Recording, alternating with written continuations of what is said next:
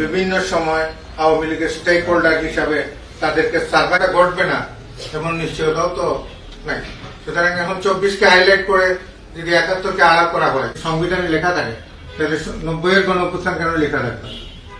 গণঅভ্যুত্থান তো এই দেশে আরো হয়েছে, আন্দোলনের মধ্য দিয়ে এই সংগ্রামই তো শুরু হয়েছে। এবং এই অবস্থার ভিতরেই আওয়ামী লীগ এবং তার মিত্র চিহ্নিত হয়েছে, হয়তো ক্ষমতায় চলে যাবে। ক্ষমতায় যদি ওনারা ভোটে চলে যান, আমাদের দলের অবস্থান থেকে পরিষ্কার করবো এবং এই লক্ষ্যে যে সংস্কারটা দরকার এটা করার জন্য সরকার পদক্ষেপ নেবে, এটাও আমরা বলবো। একই সাথে যে বিচারগুলো করা সম্ভব, নিপীড়নকারী সরকারের বিরুদ্ধে আমরা লড়াই করছিলাম। স্বৈরাচারের বিরুদ্ধে লড়াইয়ের একটা পর্যায়ে গিয়ে আমরা এক দফার আন্দোলন শুরু করেছিলাম এবং সেই এক দফা ছিল স্বৈরাচারের পতন এবং গণতন্ত্র পুনঃপ্রতিষ্ঠা।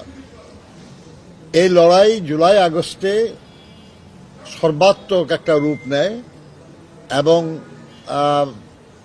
সরকার, স্বৈরাচারী সরকার ফ্যাসিবাদে পরিণত হয় এবং সেই ফ্যাসিবাদী সরকারের পতন ঘটে 5ই আগস্ট।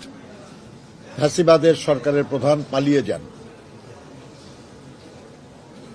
এখন আন্দোলনের একটা পর্যায়ে সমাপ্তি হয়েছে, আমরা সফল হয়েছি আল্লাহর মেহেরবানিতে, কিন্তু গণতন্ত্র পুনঃপ্রতিষ্ঠার কাজ এখনো অবশিষ্ট রয়েছে। এই অবস্থায় আমরা যারা দীর্ঘদিন আমাদের আন্দোলনের সাথী ছিলেন, আমরা একসাথে জোটবদ্ধভাবে আন্দোলন করেছি, যুগপৎ আন্দোলন করেছি এবং এই ফ্যাসিবাদ পতনে ইসলামিক দলগুলির মধ্যে যারা অত্যন্ত সক্রিয় ছিলেন তার মধ্যে অন্যতম বাংলাদেশ খেলাফত মজলিস। সেই খেলাফত মজলিসের মাননীয় আমির মহাসচিব সহ সিনিয়র নেতৃবৃন্দ এসেছিলেন। তাদের সঙ্গে আমাদের দলের মহাসচিব মির্জা ফখরুল ইসলাম আলমগীর সহ আমরা বসেছি, দীর্ঘ সময় আমরা আলোচনা করেছি এবং দেশে বিদ্যমান আর্থসামাজিক রাজনৈতিক পরিস্থিতি, মানুষের আকাঙ্ক্ষা এবং তা পূরণের লক্ষ্যে আমাদের কি করণীয় এ সম্পর্কে আমরা আলোচনা করেছি। আমরা কখনোই আমাদের খুব একটা দ্বিমত কখনো না, আমরা একসাথে একমত হয়েই আন্দোলন করেছি বহু বছর ধরে। কাজেই এখনো আজকে যে আলোচনা করেছি আমরা, এই আলোচনায় আমাদের তেমন কোনো দ্বিমত নাই, আমরা একমতই হয়েছি এবং যে আলোচনা হয়েছে তার আলোকে আপনারা এর আগেও দেখেছেন যখন আমরা কারোর সঙ্গে কথা বলেছি আমরা তাদেরকেই বলেছি বক্তব্যটা পেশ করার জন্য। আজকে সেই জন্য খেলাফত মজলিসের সংগ্রামী মহাসচিব ডক্টর আহমেদ আব্দুল কাদের সাহেব উনি বক্তব্য রাখবেন। এখন ডক্টর আহমেদ আব্দুল কাদের। পরে বিসমিল্লাহির রহমানির রহিম। প্রিয় সাংবাদিক বন্ধুগণ, খেলাফত মজলিসের পক্ষ থেকে আমরা 9 জন আমির মজলিসের নেতৃত্বে আমরা 9 জন প্রতিনিধি বিএনপি গুলশান অফিসে মহাসচিব এবং স্থায়ী কমিটির অন্যতম সদস্য নজরুল ইসলাম খানের সঙ্গে আমরা কথা বলেছি। দীর্ঘ আলোচনা হয়েছে। আলোচনার প্রেক্ষিতে যে ব্যাপারে আমরা একমত হয়েছে আমি একে করে শোনাচ্ছি আপনাদেরকে।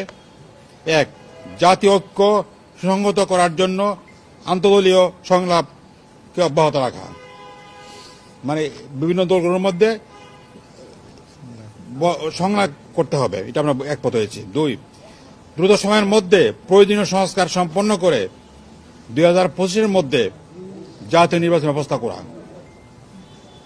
3, দ্রব্যমূল্য নিয়ন্ত্রণ, আইন শৃঙ্খলা পরিস্থিতির উন্নয়নের উদ্যোগ নিতে হবে। 4, ইসলামী মূল্যবোধ সমুন্নত রাখা ও ধর্মীয় সম্প্রীতি রক্ষার জন্য সবাইকে ইতিবাচক ভূমিকা পালন করতে হবে। 5, প্রত্যেক স্বৈরাচার ফ্যাসিবাদ যাতে মাথা তাড়া দিয়ে না উঠতে পারে সেজন্য জাতীয় ঐক্য অটুট রাখতে হবে। 6, খুন, গুম, হত্যা, নির্যাতনের যারা জড়িত দ্রুত বিচার আইনের আওতায় এনে তাদের বিচার ব্যবস্থা করা। 7, আওয়ামী সরকারের সময়ে আলেম, ওলামা ও রাজনৈতিক নেতা কর্মীদের উপর দায়েরকৃত সকল মিথ্যা মামলা দ্রুত প্রত্যাহার করতে হবে।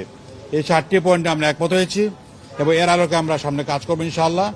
বিশেষ করে ইসলামের দলগুলোর মধ্যে ঐক্য সাধন করা এবং সবাইকে নিয়ে জাতীয় ঐক্য সাধন করা। জাতীয় ঐক্য হচ্ছে 5 আগস্ট যে ঐক্যটা হয়েছিল এটাকে অটুট রাখা, কারণ ইতিমধ্যে কিছু ভিন্ন চিত্র আমি দেখতে পাচ্ছি। এই জন্য আমরা তখন হচ্ছে বিভেদ ঐক্য, জাতির স্বার্থে আজকে ঐক্য করা জরুরি বিষয় আমরা মনে করি। এই জন্য আমরা বিএনপির সঙ্গে আলাপ করতে এসেছি এবং আলাপ করে আমরা এবারে একমত হয়েছি। ধন্যবাদ আপনার সবাইকে। বলেন। বল ঠিক আছে। হ্যাঁ ঠিক আছে। আচ্ছা, আপনার আজকে কিন্তু নিউজ এটাই প্রধান।